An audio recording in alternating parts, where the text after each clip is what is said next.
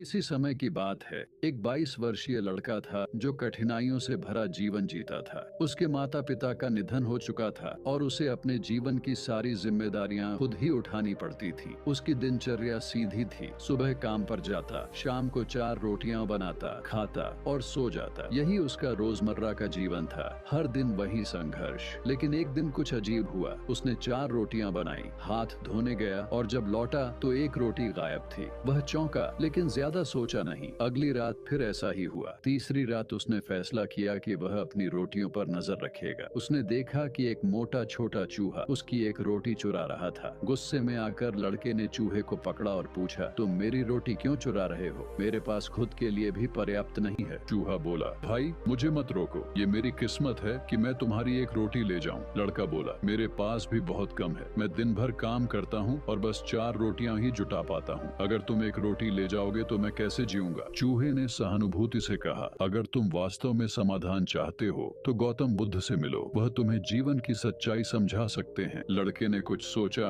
और फिर चूहे की बात मानने का निर्णय किया। अगले दिन उसने गौतम बुद्ध से मिलने की यात्रा शुरू की। रास्ता लंबा और मुश्किल था। चलते चलते वह एक महल के पास पहुंचा और वहां रात गुजारने के लिए शरण मांगी। महल की मालकिन, एक दयालु महिला ने उसे अंदर बुलाया और पूछा कि वह कहाँ जा रहा है। लड़के ने बताया, मैं गौतम बुद्ध से मिलने जा रहा हूँ, उनसे अपने जीवन की समस्याओं का हल पूछने के लिए। महिला ने उससे अनुरोध किया, क्या तुम मेरे लिए भी एक सवाल पूछ सकते हो? मेरी बेटी पिछले 20 सालों से एक शब्द भी नहीं बोली है। कृपया पूछना कि वह कब बोलेगी। लड़के ने सहमति जताई और अगले दिन अपनी यात्रा जारी रखी। कुछ दूरी तय करने के बाद वह एक ऊंचे बर्फीले पहाड़ के पास पहुंचा। उसे नहीं पता था कि वह इस पहाड़ को कैसे पार करेगा। तभी उसने एक साधु को ध्यान करते हुए देखा। उसने साधु से मदद मांगी। साधु ने कहा, मैं तुम्हें पहाड़ पार करने में मदद कर सकता हूँ, लेकिन तुमसे एक निवेदन है। मैं वर्षों से यहाँ ध्यान कर रहा हूँ ताकि स्वर्ग पहुँच सकूँ। क्या तुम गौतम बुद्ध से पूछ सकते हो कि मैं कब स्वर्ग जाऊंगा? लड़के ने वादा किया और साधु ने अपनी जादुई छड़ी से उसे पहाड़ पार करवा दिया। आगे चलकर वह एक बड़ी नदी के पास पहुंचा और उसे इसे पार करने का कोई तरीका नहीं सूझा। तभी उसने एक विशाल कछुए को देखा। उसने कछुए से मदद मांगी। कछुए ने सहमति जताई और नदी पार करते हुए पूछा, तुम कहाँ जा रहे हो? लड़के ने उत्तर दिया, मैं गौतम बुद्ध से मिलने जा रहा हूँ। कछुए ने कहा, मैं 500 साल से इस नदी में हूँ और हमेशा से एक ड्रैगन बनने की इच्छा रखता हूँ। क्या तुम गौतम बुद्ध से पूछ सकते हो कि मैं कब ड्रैगन बनूंगा? लड़के ने इसका भी वादा किया। कुछ दिनों बाद वह आखिरकार गौतम बुद्ध के पास पहुंचा। वहाँ कई लोग बुद्ध से मिलने के लिए इंतजार कर रहे थे। बुद्ध ने घोषणा की कि वह सिर्फ 3 सवालों के उत्तर देंगे। अब लड़के के पास 4 सवाल थे।